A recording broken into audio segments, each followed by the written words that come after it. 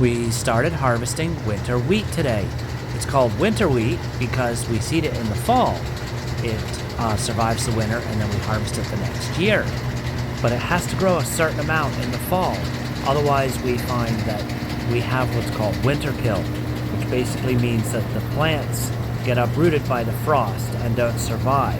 If you remember last September, it was very dry, and when we seeded this, it did not come up right away.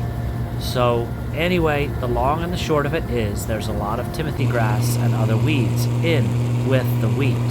But for all the grass that's there, I'm really quite surprised at how much wheat we are still able to harvest from this. So this is one of the benefits of having one of these old combines, is that it's quite efficient at separating out the wheat seed.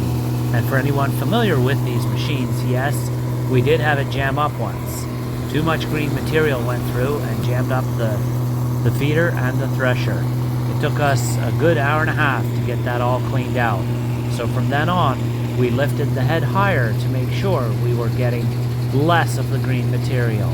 It's always an adventure using old equipment doing this kind of thing, but we are very fortunate to have a beautiful week to do this. And this is one of the reasons why I take the risk for growing winter wheat, because the weather is often much better during harvest than if we were to grow spring wheat and harvest it later. And with steady progress, the combine filled faster than we expected, and we had to send out the grain carts so that he could keep going. And I mentioned in a video yesterday that we had spent some time down at the Bay of Fundy. So for my bird of the day, I have some least sandpipers, but they're not on the sand, they're actually on floating seaweed.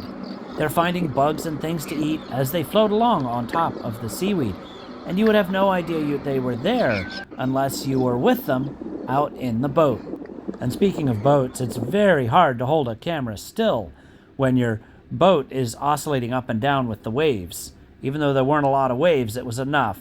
So I took some still photos so you can get an idea of what these little guys look like. I have seen them along the St. John River, but they're much more common along the ocean.